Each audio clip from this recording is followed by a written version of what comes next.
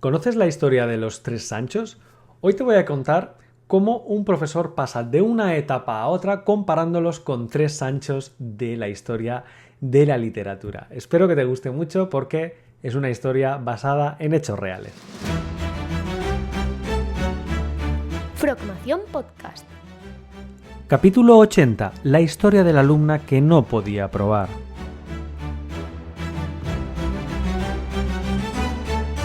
Muy buenas a todos y bienvenidos a un nuevo episodio de nuestra Frogmación Podcast. Hoy vengo a contarte una historia que es real, solo que los personajes me los voy a inventar para no desvelar sus nombres respectivos.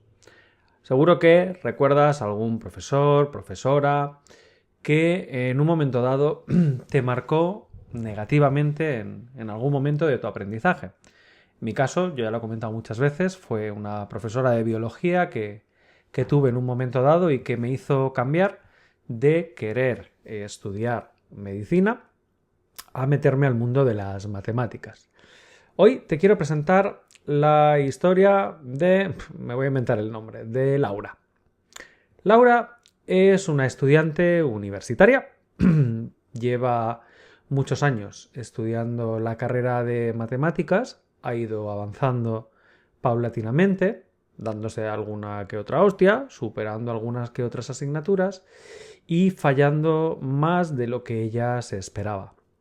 Laura empezó la carrera con mucha motivación a los 18 años en una universidad española y poco a poco cayó en el desengaño de ver cómo realmente tenía que aprender por sí misma, que iba a clase pero no aprendía, que le leían una lección, que lo que se daba en clase era muy diferente a lo que aparecía al examen, y así los 18 se convirtieron en los 20 en los 25, y ya rozando los 30, con mucho trabajo, sangre, sudor y lágrimas, consiguió llegar a los últimos momentos agotando casi todas las convocatorias. Le quedaban las dos asignaturas tal vez más difíciles de predecir, en el sentido que por muchos ejercicios que hayas hecho, sí que es verdad que siempre el escenario puede ir por otro lado totalmente diferente. Me estoy refiriendo a la probabilidad y a la estadística. Uno pensaría que la estadística y la probabilidad son asignaturas marías, son asignaturas muy fáciles que en principio deberían ser mucho más sencillas que la topología o que la álgebra abstracta. Sin embargo, son poco predecibles. Y aquí entrará en juego el hecho de que, acorralada en sus últimos compases de carrera universitaria, en la última convocatoria, sabiendo que si aprueba podrá conseguir ese título universitario, Laura intentará prepararse esos últimos exámenes. Las convocatorias anteriores no le han ido bien. Ha suspendido, a pesar de que se sabía hacer todos los ejercicios. Intentaba entender la metodología para sacar los ejercicios del examen, pero se parecían como un huevo a una castaña a los que realmente habían hecho en clase o que aparecían en los apuntes. Hasta tal punto que los ejercicios de clase iban de urnas, extrayendo bolas, con reposición, sin reposición, e intentar sacar valor esperado, número esperado de lanzamientos, etc. Hasta aquí no hay ningún problema. Los ejercicios de clase los entendía. Los había hecho cientos de veces. Tal vez era que se ponía nerviosa en el examen. Bueno, así fue que en su última convocatoria, pues resultó que en el examen apareció un ejercicio con urnas y bolas, solo que la dificultad era bastante más elevada. En lugar de decir sacamos 2 bolas, sacamos 3 bolas, sacamos 4 bolas, con o sin reposición, el enunciado empezaba, sea X una distribución geométrica y sea n, procedente de esa distribución geométrica, el número de extracciones de bolas que se realizan de la urna con reposición y a partir de ahí sacar esperanzas, valores condicionados, etc. Claro, uno pensaría que es lo mismo, pero no es lo mismo si te digo, vamos a sacar 3 bolas, donde se puede realizar un diagrama, se puede realizar un estudio, se pueden realizar unos cálculos finitos, que tener que realizar la abstracción a n, donde n ni siquiera es un número fijo, sino que n depende de una distribución geométrica y por tanto tiene una función de probabilidad, una función de distribución y demás. ¿Qué pasa? Por poner ejercicios más difíciles, ¿realmente somos capaces de dar más la talla? Si es así, ¿por qué los que ella había practicado durante muchos años, porque recordad que era su última convocatoria, no eran de esa dificultad porque eran más fáciles? Esta es una historia que se repite eternamente. Yo mismo la viví mientras estudiaba en la universidad en varias asignaturas. Los ejercicios de clase me salían todos, pero todos, ¿eh? Te los podía recitar de pe a pa, de pa a po, los entendía, los interiorizaba y luego en el examen, misteriosamente, los ejercicios no se parecían en nada a los que habíamos hecho. Demostrar por inducción la suma de los n primeros números, incluso de los n cuadrados o de los cubos, y luego en el examen empezar a realizar sumas sobre las distribuciones de Fibonacci o incluso con raíces por allí metidas de por medio, muchísimo más complicadas y que requerían de mucha más abstracción, de muchas más habilidades de las que realmente nos habíamos enfrentado. Esto es una historia muy antigua, muy antigua, tanto que os la voy a presentar con cómo me la contaron a mí una vez. Y es que cuando un profesor empieza a dar clases, es un profesor que lo hace por vocación normalmente. Un profesor jovencito, inexperto, no sabe todavía enfrentarse a los conflictos, a los problemas, cree en la buena fe de sus estudiantes, que van a ir a clase porque les gusta venir a clase, y se convierte en lo que llamamos Sancho el Bueno. Sancho el Bueno tiene mucha motivación, explica con mucha energía, ayuda a los estudiantes, hace ejercicios y les dice, este va a caer en el examen, o yo me miraría a este porque es muy parecido al que he puesto en el examen. El resultado es que los estudiantes se centran en ese tipo de ejercicios, los dominan, van a clases de repaso o van a tutorías con el profesor, los domina y, en definitiva, cuando llega el momento del examen, pues de las 5 o 6 preguntas que puedan aparecer en el examen, 3 o 4 nos las ha presentado Sancho el Bueno, las hemos practicado, incluso a veces las preguntas son las mismas. ¿Es esto magia? No, simplemente es Sancho el Bueno. No ha sido decepcionado, no ha sido engañado, los estudiantes le han hecho caso, él ha ido muy motivado y el resultado final es pues que el 70%, el 80%, el 85% de los estudiantes llega a la nota mínima, aprueba, incluso en las encuestas de satisfacción a los profesores les dejan en un lugar muy positivo y, en definitiva, el estudiante se ha centrado en aprender un tipo específico de ejercicios. ¿Significa que si le sacamos de ahí va a suspender? Bueno, probablemente no, porque ha ocurrido una cosa mágica y es que ha habido conexión, ha habido ganas, ha habido voluntad. El profesor le ha dado un camino y no se ha salido de ese camino. Le ha dicho, si sigues por aquí, llegarás al tesoro, y el estudiante ha llegado al tesoro, que sería el aprobado. Esa sería la primera de las fases por las que pasa un profesor. Sin embargo, poco a poco, ese profesor gana experiencia, gana tablas, gana en cosas positivas, pero sobre todo en negativas. Las negativas son los desencantos, los alumnos frustrados, aquellos que nunca se sacarán la carrera, aquellos que por muy bueno que sea el profesor le cascan mala nota o aquellos que piensan que sus chistes no son graciosos.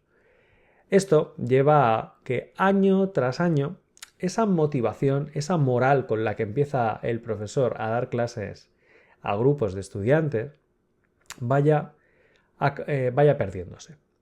Poco a poco la motivación es menor, poco a poco los ejercicios de examen empiezan a diferir ligeramente. Él piensa que más o menos son de la misma dificultad, que más o menos son iguales a los que ha puesto. Pero igual la dificultad es un poco superior. Igual ha cambiado una cifra o algo que antes era un cálculo directo deja de ser un cálculo directo. En definitiva, se convierte en algo que es un reto superior para el estudiante. No significa que sea malo, significa que el profesor va madurando como docente y que poco a poco se va distanciando. Pensemos que en esta fase el profesor se va haciendo mayor, mientras que las franjas de los estudiantes normalmente siempre suelen estar en el mismo rango. Si pensamos en secundaria, pensad que nuestro público, nuestros alumnos, siempre estarán entre los 12 y los 18 años. Y si estamos en el mundo universitario, nuestros estudiantes empezarán siendo de entre 18 hasta los 24 o 25 años tal vez. El profesor igual ha empezado a dar clases con sus 25 o 26 años. Poco a poco llegará a los 30, a los 32, a los 35. La distancia entre la generación será cada vez mayor. Por tanto, esas bromas, esos enunciados o esas cosas que eran más cercanas en sus primeros años, cada vez lo serán menos. Cada vez se tendrá que romper más los sesos y los desencantos, año tras año, irán pasándole factura. Hasta tal punto que los exámenes serán bastante más complicados, el porcentaje de suspendidos ya no pasará del 80%, apenas siquiera llegará al 60% y se le empezará a conocer porque sus exámenes son más difíciles, son más complicados o se ha convertido en el hijo puta que no hay nadie que apruebe su asignatura. Sancho el Bueno ha dejado de existir y pasa a ser Sancho el Bravo. Es aquel donde sus exámenes son un reto, sus clases son un reto. Se convierte en aquel cuyas asignaturas son el hueso de la carrera. Es imposible aprobar con este profesor. Es muy difícil aprobar esta asignatura a la primera. Todo el mundo la deja para segunda o tercera convocatoria y todo el mundo intenta recopilar exámenes resueltos de otros años a ver si cae la breva de que el profe repita alguno parecido. Este suele ser la mayor franja de los profesores que nos encontramos a día de hoy. Los profesores que ya han pasado por esa primera etapa edulcorada, por así decir, esa primera luna de miel, ese primer encanto con la docencia y se encuentran con la primera hostia en la frente. Esto provoca dos cosas, que con los años ese Sancho el Bravo entre en una especie de espiral que no tiene fin, en el sentido de que van aumentando la dificultad de sus propios exámenes, van siendo clases cada vez más complicadas y difíciles de seguir a pesar de su experiencia, y es que claro, él va ganando en experiencia, él es muy listo, va teniendo muchas más tablas que cuando empezó, pero es que lo sabe tanto y lo ve todo tan a la primera, lo ve todo tan obvio, que cualquier otro que empieza considera que es un completo inútil, considera que es alguien que no merece siquiera estudiar la carrera, que cómo una persona así va a ser capaz de sacarse la carrera en algún momento de su vida, que mejor que se dedique a bailar claqué porque de las matemáticas o de la ciencia o de la ingeniería no va a vivir en su vida. Ese Sancho el Bravo sigue creciéndose con los años, va convirtiéndose en alguien que la gente dehuye en general, o no es el profesor aquel al que todo el mundo le preguntaba o al que todo el mundo asistía para hacerle preguntas. Se ha convertido en el enemigo público y todo el mundo lo suele saber. No solo los alumnos, sino también el resto de compañeros del departamento. Esta etapa suele terminar de dos formas. O bien porque llega un momento que es tan insoportable asistir a una clase suya, o que realmente se ha convertido en una persona tan cínica, tan cabrona, llamadle como queráis, que acaba recibiendo un toque de atención o acaba siendo apartado de la docencia o que termina en una posición más administrativa y menos docente, o que le dan una asignatura totalmente diferente para que tenga que reinventarse, empezar desde cero y muchas veces hacerlo de mala gana, o simplemente porque con los años cada vez le va dando más pereza actualizarse, considera que intentará reciclar cosas de otros años, considera que los apuntes ya están bien como están y aunque los exámenes suyos de otros años o ejercicios resueltos vayan rulando por la facultad, que le da igual porque como ya los tiene hechos, pues así trabajará menos. Esto también suele confluir con las últimas etapas en la carrera universitaria o en la carrera profesional de cualquier docente. Y es que cuando uno ya está muy cerca de la jubilación, ¿para qué va a aprender a hacer cosas nuevas? ¿Para qué vas a innovar? ¿Para qué vas a aprender a utilizar ahora el Zoom en las clases online? ¿O para qué te vas a dedicar a usar una tablet si con la pizarra y la tiza siempre ha sido la mejor forma de dar las clases, de impartir la docencia? Llega la fase de acomodación, la fase de relajación, vuelve a ser un profesor igual más cercano, igual ya dehuye las confrontaciones, igual ya no se preocupa por poner cosas demasiado complicadas, sino que se conforma con el mínimo esfuerzo, se preocupa más por qué va a hacer el fin de semana, si va a ir a pescar o si va a ir al huertecillo, en lugar de qué es lo que va a colocar en el examen o la asignatura que le toca dar, y se ha relajado. Ha llegado la era de Sancho Panza. Así, la evolución le lleva justo donde empezó. Igual, con el mismo nivel de dificultad, pero con menos ganas, con más relajación y con simplemente ganas de pasárselo bien en el tiempo que le quede en la docencia, hasta que, inevitablemente, le toque el retiro o la jubilación. Esta historia que os he contado es una historia que me contaron a mí una vez y que me resultó cuanto menos curiosa para compartirla con vosotros, sobre todo porque, a ver, no estoy diciendo que todo profesor pase por las 3 etapas. Considero que por la primera todos pasamos. Todos los que hemos dado clase en algún momento hemos pasado por esa primera etapa y el desencanto puede venir en mayor o menor medida. Hay gente que el desencanto le lleva al 100% opuesto. De hecho, yo conozco profesores que el primer día de clase lo primero que dicen es: yo me llamo Juan Gabriel, voy a ser vuestro profesor y mi único objetivo es que me pongáis un 10 en las encuestas para así pues poder vivir de rentas el resto del trimestre, o porque gracias a tener una nota alta en las encuestas pues voy a cobrar 50 euros más a final de año. Conozco profesores de ese calibre. También conozco a otros que la fase lo ha llevado a ser totalmente odiado hasta el punto que nadie quiere pisar su despacho, que nadie quiere siquiera entrar porque les da miedo cualquier respuesta que les pueda dar porque no han entendido el ejercicio o porque no han entendido lo que había que hacer o porque quieren preguntar que se lo expliquen una segunda vez. Los conozco. También conozco de los que han llegado a la tercera y última etapa de Sancho Panza, donde pues lo más importante es cuando llegas al bar, qué hizo el Barça ayer, o cómo se presenta el fin de semana, o dónde se va a ir de vacaciones este verano. Son diferentes etapas de profesores que realmente nos indica que la docencia debería ser vocacional, lo debería ser, lo empieza siendo, diría yo, pero que las diferentes hostias que uno se encuentra en un momento dado u otro nos llevan por un camino más o menos peliagudo. Como docente, ¿dónde considero que estoy yo? Yo considero que no he dejado nunca el camino de Sancho el Bueno. La gente que ha asistido a clases conmigo en presencial, en online, en la mayoría de seminarios que doy, en los viajes que me casco, todo el mundo me lo dice, que ojalá que tuvieran profes como yo, porque disfrutan con las clases que reciben, con la forma en la que presento los contenidos, con los ejemplos incluso que pongo. Yo siempre soy muy friki, intento poner ejemplos de Juego de Tronos, ejemplos de libros actuales, de cualquier tipo de novela, tanto de Harry Potter como de Christian Grey. Me da absolutamente igual utilizar un escenario u otro como para plantear un ejercicio. Lo importante es que la gente lo disfrute, se lo pase bien, y que a mí me da igual utilizar bolas en una urna que pajaritas de un payaso, me da absolutamente igual.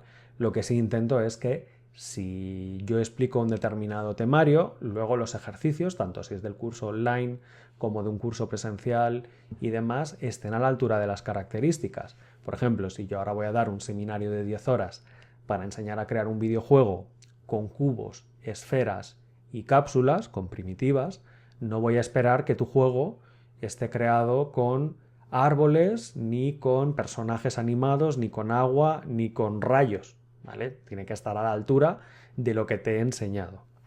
Entonces, ¿cómo acabó la historia de nuestra amiga Laura? Y ahí irá a la razón por la cual me sé la historia de Laura. Laura resulta que no consiguió aprobar su último examen de probabilidad. Le dieron la definitiva y entonces resulta que encontró uno de los ejercicios que le habían puesto en el último examen resuelto en mi canal de YouTube. En el canal de YouTube yo tengo una lista de 70 y pico problemas de estadística y de probabilidad sacados de nuestros cursos online y de mi docencia universitaria con Arnau Mir y con Ricardo Alberi, con los profes de la Universidad de aquí de Mallorca. Y resulta que uno de los ejercicios que le habían puesto a ella, yo lo tenía resuelto, parecido, no era igual, en el canal de YouTube. Se empezó a ver los ejercicios del canal de YouTube. Como están resueltos, los empezó a entender, los empezó a profundizar, los empezó a investigar, los indagó a fondo y resulta que contactó conmigo. Me dijo: hola Juan Gabriel, no me conoces, soy Laura, estudio en la universidad bla bla bla, y me contó su situación.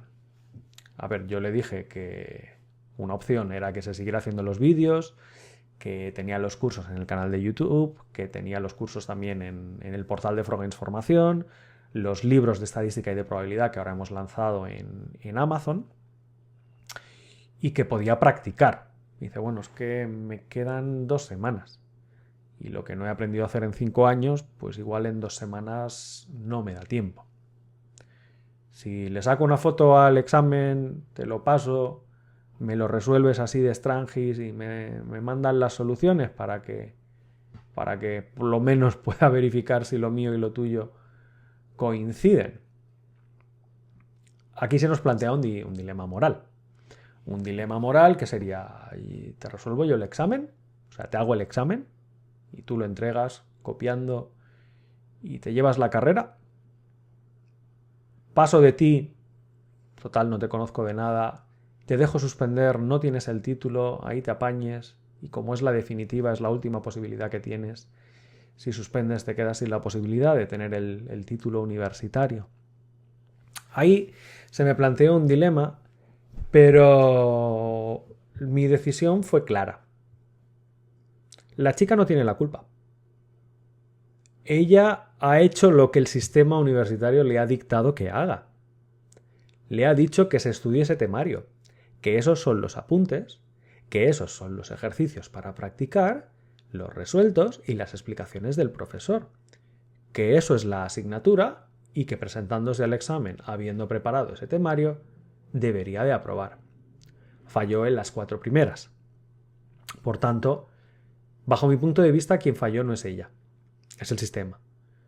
O bien el profesor está en la etapa de Sancho el Bravo, o bien hay algo que falla, o es complicado que asistiendo 60 horas al trimestre a clase con un profesor especialista en la materia y que luego te va a poner el examen, no entiendas ni pajolera, porque su respuesta fue: es que no sé hacer absolutamente nada, me he mirado el temario 4 años consecutivos y no sé hacer estos problemas que me ponen en el examen. Y lo más triste aún es que sí los supiera hacer cuando los presento yo resueltos en el canal de YouTube. Y yo no considero que sea mejor docente que este profesor universitario, que no sé ni quién es, pero yo no me considero mejor profesor que ningún otro. Entonces, mi respuesta pues fue clara. Ella tiene una necesidad, de hecho ella quiere sacarse una carrera, probablemente no vivirá ni de la estadística ni de la probabilidad. Entonces puse un precio por mis horas y le dije: yo estaré disponible, este es mi precio por hora, si lo puedes pagar, yo te resolveré el examen. Y así fue. Me mandó una foto del examen, le resolví el examen, le dije que no quería sacar un 10, que sacaríamos un 5, que tampoco íbamos a ser hipócritas. Por tanto, por mucho que hubiera pagado, yo cubriría hasta el 5, que me aseguraría que llegara al 5. que no sacaría ni un 7, ni un 8, ni un 9, sacaría un 5. Iríamos a buscar el 5. Se lo hice, le mandé las respuestas de vuelta y Laura tiene la carrera de matemáticas a día de hoy. ¿Pensaréis que igual soy un cabrón, un pesetero o lo que queráis? Bueno, podéis pensar lo que queráis. Yo creo que si no lo hubiera hecho, la pobre chica hubiera agotado la última convocatoria y no hubiera aprobado la carrera. Lo digo por la dificultad del examen, no por otra cosa. Porque siguió en esa misma línea, con esos mismos exámenes complicados, enrevesados, con distribuciones que no aparecían en ninguno de los ejercicios previos, ni siquiera en dificultad, forma o contenido. Por suerte para mí, bueno, soy 200 euros más rico que la semana pasada y por tanto me puedo sentir orgulloso de haber podido ayudar a esta persona, de nuevo ratificando que hay algo en el sistema actual que no funciona. Y Sancho el Bravo se centraría en darle la culpa a los estudiantes. Es que no estudian, es que no vienen motivados, es que no trabajan y demás. Sancho el Bueno opina que todo el mundo puede aprobar con la ayuda necesaria, con la indicación o la dirección adecuada y con las ganas y motivación que no vienen de casa, sino que nosotros como docentes muchas veces necesitamos inculcar. Sancho el Sancho Panza, igual le hubiera dado todo igual, total, y está a punto de jubilarse, ¿no? Pero bueno, no es mi caso. Así que la historia de hoy os haya servido de entendimiento de las fases por las que pasa un profe universitario y sobre todo para entender mi punto de vista de que hay muchos problemas allá afuera en la docencia universitaria. ¿Somos conscientes de ellos? De algunos sí, de otros no. ¿Tengo yo la solución? No la tengo. Tampoco la tienen los políticos, no os penséis. Pero yo creo que con esta historieta de hoy por lo menos nos vamos con algo con lo que pensar. ¿Es ético o moral hacerle el examen a otra persona? Probablemente no. ¿Es ético o moral dejar que esa persona agote su última convocatoria y no pueda obtener la carrera de matemáticas estando entre las cuerdas? Probablemente tampoco. Si hubiéramos tenido un año de tiempo, igual le hubiera dicho que fuera haciendo ejercicios, que hiciera los cursos online, que fuera entregando tareas, que las revisaríamos y hubiéramos enfocado de otra forma. Pero cuando alguien está contra las cuerdas o a problemas, límites, normalmente las soluciones también suelen ser drásticas.